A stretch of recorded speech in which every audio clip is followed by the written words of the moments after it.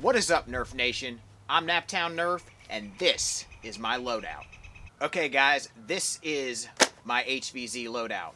This is my lighter style HvZ loadout. I do have a heavier version, which I will probably show on the channel at some point in the future.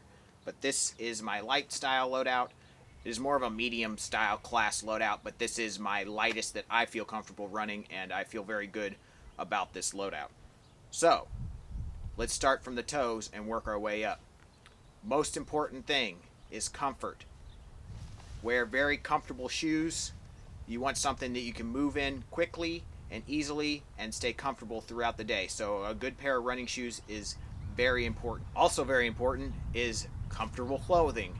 And I prefer cargo pants because it gives me a lot of room to hold socks or whatever else I need in my pants. If it's a warmer day, I'll probably wear a cargo short, but also will give me that room to move and have lots of places to store things if I need to.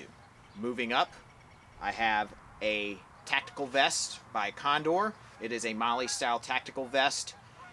It is open in the back, which is nice because it allows it to breathe a lot better than a vest style tactical vest or a double-sided tactical vest. But as I said, it is Molly, so I have 3 double-stacked Molly holsters from Narrow Base. I really like these. They add color to my loadout, and I really like that about them.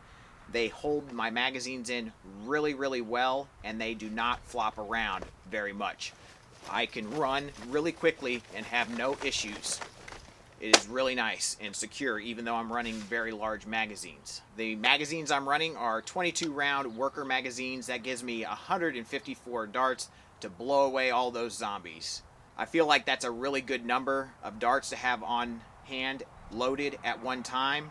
I also have about 150 to 200 loose darts here on my hip in a pouch that is very well velcroed. This is a Condor pouch. I'm not sure of the exact name, but I will link everything that I'm wearing in the description below. So, very well velcroed and holds lots of push darts, which are my go-to for HvZ purposes. They are cheap, they are accurate, and they are the best darts in my opinion. To my left side here, I have a dump pouch that allows me to discard magazines as they are being used, and I can fit probably 6 magazines into this dump pouch, which is nice. Since I'm holding 7, I will only need room for 6. So it will hold 6, and that is very nice. Highly recommend a dump pouch because then you will not lose your magazines, because you might not return to the area you were when you dropped it. So you don't really want to drop your magazines on the ground because you may never get them back. You may need them for future missions, and I don't personally like dropping my gear on the ground if I can help it, because you never know if you will get that back or not. Now, I highly recommend labeling everything. I label all my magazines, my blasters, all my gear in case I drop something falls off as I'm running, so hopefully I can get that back. Also, a good thing to do is put duct tape on it. I don't have duct tape on any of these, but a lot of times I put duct tape on my magazines or even my blasters so I can easily identify it if somebody has it from far away and know it is mine. To my left is my secondary, a 8-shot hammer shot with a Gavin Fuzzy cylinder that gives me those extra 3 shots, which is awesome. Really like the hammer shot for a secondary because I can holster it on my side. I don't have to run a drop leg. It is very small and easy to move around with.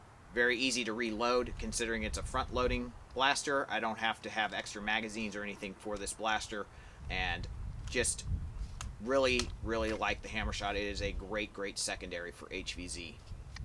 The holster is an Apex Tactical Solutions holster.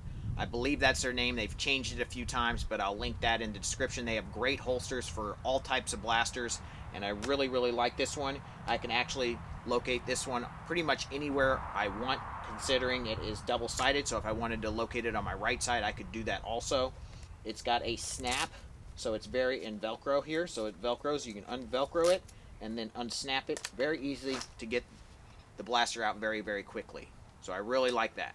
I removed my magazine so you can see my pouch and pocket I have up here. It is a tactical pocket. I can locate my HvZ card or whatever kinds of things I need to, you know, ID, stuff like that. But usually when you're in an HvZ event, you get a card, a human card that you need to keep on you at all times. So having something like this is very useful. Also, it gives you a place to put tactical patches. Pretty awesome. Really enjoying this SENC patch, guys. Thank you so much. Soon we'll have to get one for the Naptown Nerf Club, but working on a logo now, so stay tuned for that. Also got the Jedi patch and the Zombie Outbreak Response Team. Pretty cool. One thing that everybody will need at an HvZ event is a bandana. Now, this is my Star Wars bandana. Sometimes you have to have a special colored bandana. It really depends on your event, so definitely ask about that if you need to bring your own, if they will be supplied, what have you. But for purposes of this video, I rock my Star Wars bandana. When you're a human, you wear it on your arm. If you get turned into a zombie, it goes on your head. So, and very important to have a bandana with you, or a couple, in case some of your friends forget theirs. Always a good idea to bring a couple bandanas along with you. At an HvZ event, I always bring a 1-point sling so I can clip on my blaster when I'm not using it, when I'm in the bathroom or what have you, and it's out of the way and I don't have to put it down somewhere and whatnot. So very useful to have a 1 or 2 point sling depending on the style of blaster you have, but a sling is always very useful to have. Moving on to the blaster, I always rock a Strife during HvZ. Strife for life, baby. Strife Master Race. This is definitely the best blaster you can use in an HvZ event. You can use it one-handed. It's easy to move around with. You can get top tier performance for an HvZ event. This has a Snickers cage inside with Extreme Pro 180s, so it is extremely accurate, more accurate than any Springer you can ever own. I highly recommend a flywheel blaster. The only downside to a flywheel blaster is if it rains. It can be a little troublesome in the rain, so then you want to bring a Springer backup. But I always feel like I'm at a disadvantage when running a Springer, mainly because I'm using 2 hands to use it, and because it does not have the rate of fire that a semi-auto or an automatic flywheel blaster has. So, like I said, this Strife has Extreme Pro 180s in it, Snickers cage, completely rewired, new switch, a 2S graphene lipo that gets top tier performance out of it, and it is a beast.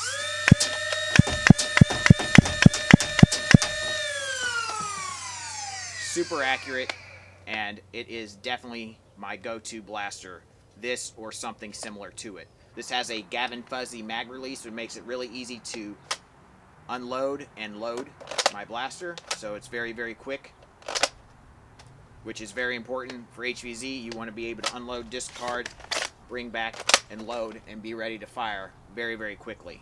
So that's how that's done. I also put 3 tracer rounds at the bottom of my magazine. So I have 19 yellow and 3 black Kush darts at the bottom, so then I know when I'm running out of ammo. Very, very useful to do. So like I said, I really prefer having a Strife or a flywheel blaster of this sort as a primary, because you can get the best performance. You can one-hand the blaster, fire darts with this hand, and throw socks with this hand. And I feel like that is super important when you have special zombies, because you may have 3 or 4 different types of zombies coming at you. You have 2 tanks this way, you might need to hit him, and shoot these 2 with darts to stun them. Very, very important to be able to use both hands in an HvZ event. That's why I recommend a flywheel blaster if you can use one.